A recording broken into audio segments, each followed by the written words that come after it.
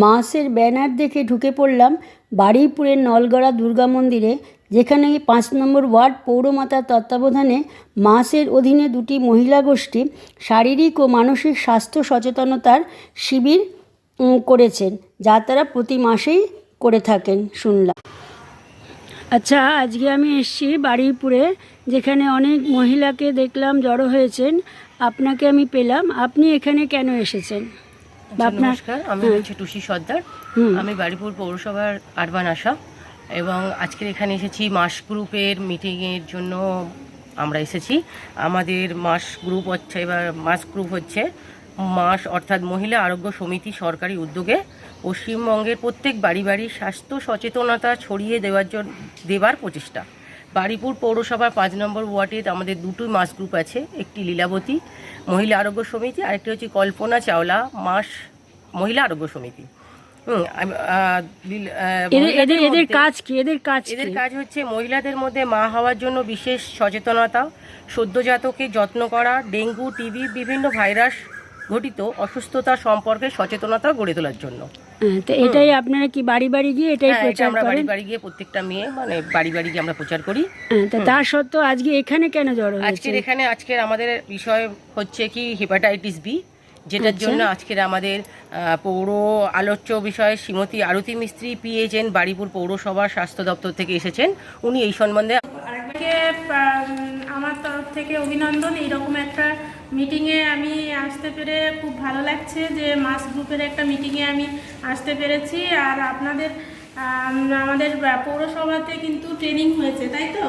মাসের সবার ট্রেনিং দিয়েছি। তো আমরা বলেছিলাম বিভিন্ন ওয়ার্ডে হচ্ছে মিটিং করতে প্রতি মাসে একটা করে, এবং সেখানে হচ্ছে যে কোনো একটা টপিক নিয়ে আলোচনা করার জন্য, এবং হচ্ছে রেজুলেশন বা দূষিত খাবারের মাধ্যমে ছড়ায়। সব থেকে এর মধ্যে সংক্রামক হচ্ছে হেপাটাইটিস বি, যেটা নিয়ে আমি এখন বলবো। কোনো মায়ের যদি হেপাটাইটিস বি পজিটিভ থাকে, কোন মা বলতে আমি গর্ভবতী মায়ের কথা বলছি, ঠিক আছে? তাহলে গর্ভবতী মা থেকে বাচ্চা কিন্তু খুব সহজেই হেপাটাইটিস বিটা চলে যেতে পারে।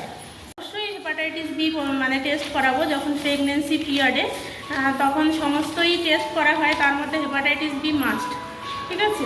সেখানে 12 ঘন্টার মধ্যে, ঠিক আছে? সেটা কিন্তু কোনো নার্সিংহোমে যদি যায় মা, সেই ফেসিলিটি কিন্তু পাবেন, এবং প্রচুর টাকা দাম ভ্যাকসিনটা, ইঞ্জেকশনটার, ইমিউনোগ্লোবিন ইঞ্জেকশনের।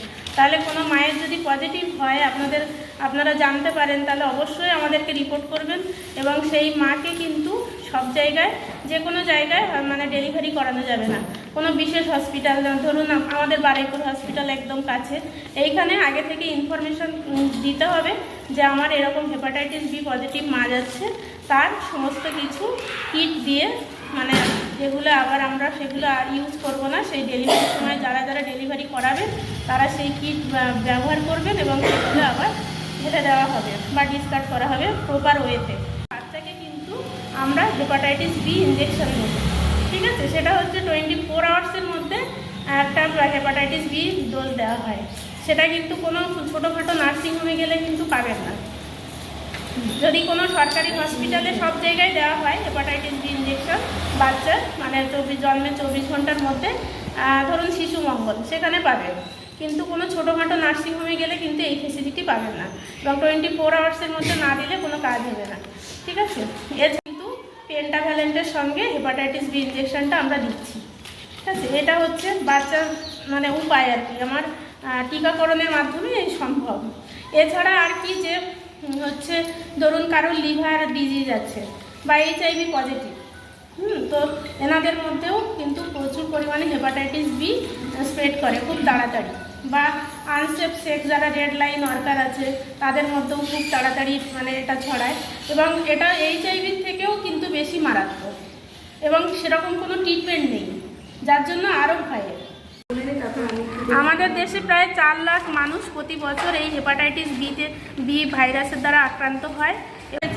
তাহলে ইমিডিয়েট ইনফরমেশন, যে কোনো আপনার হচ্ছে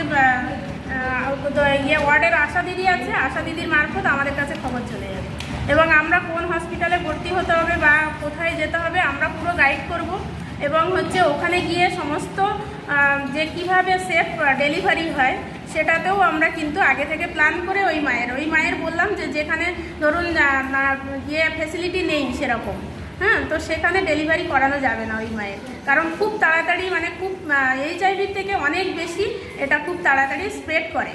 ঠিক আছে, ধরুন আমার একটা মানে হাতে কাটা রয়েছে, আমি ট্রেনে বাসে যাচ্ছি, আমার ওখানে হেপাটাইটিসের এই যে জীবাণুটা ভাইরাসটা 7 দিন পর্যন্ত বাইরে এমনি বেঁচে থাকে।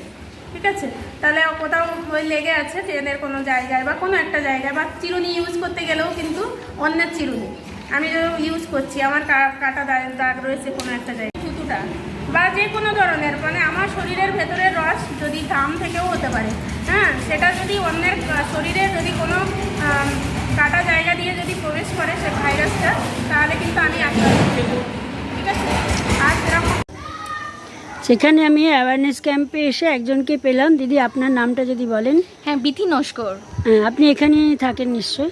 হ্যাঁ, আমি এখানে দত্তপাড়া, বাড়িপুর দত্তপাড়ায় থাকি। আচ্ছা, আপনি যদি এই ক্যাম্পে এসে আপনার অভিজ্ঞতাটা একটু আমাদের সাথে শেয়ার করেন। হ্যাঁ, এখানে যে ইম্পর্টেন্ট একটা সাবজেক্ট ছিল হেপাটাইটিস বি, তো সেটা হচ্ছে শুনেছি, কিন্তু কতটা মানে মানে করে মানুষের কতটা ক্ষতি করে তার সম্পর্কে আরও অনেক কিছু জানলাম। তো জেনে খুবই ভালো লাগলো যে এটা কতটা মানুষের ক্ষতি করছে, চিকিৎসা নেওয়াটা খুবই প্রয়োজন।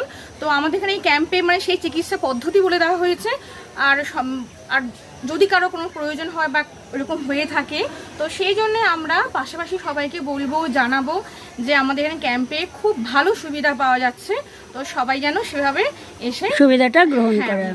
ধন্যবাদ।